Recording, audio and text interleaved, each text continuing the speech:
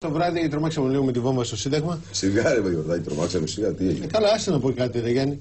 Μην απαντά σε όλα που λέω. Το πανικό που μας παίρνει. Εγώ τρόμαξα, ρε Γιάννη, σε πειράζει. Το άκουσες και τρόμαξες. Δίπλα ήμουν. Δίπλα ήσουν. Έτσι και να περάσει δίπλα. Σε παρακαλώ, ρε Γιάννη. Έλα ρε Γιορδάκη. Άσε να πω μια κουβέντα. Τρομάξαμε ρε Γιορδάκη. Ρε Γιάννη μου, πες τα δικά σου, έλα.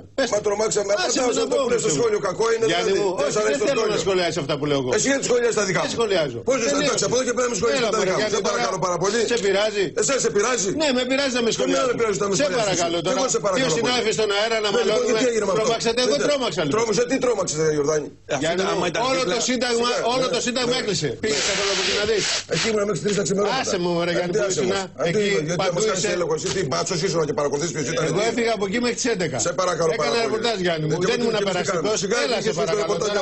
Πάμε στο Μάκη το Συνοδεινό. 35 χρόνια στο ρεπορτάζ. Σε μας λέει Ιορδάνη. Σε παρακαλώ. Και εγώ σε παρακαλώ.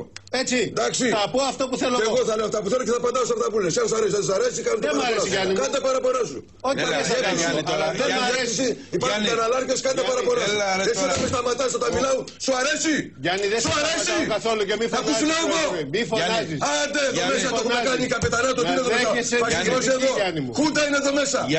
Σε παρακαλώ πάρα πολύ. Είσαστε συνάδελφοι σωστοί. Με ιδεολογία και ιδεολογία.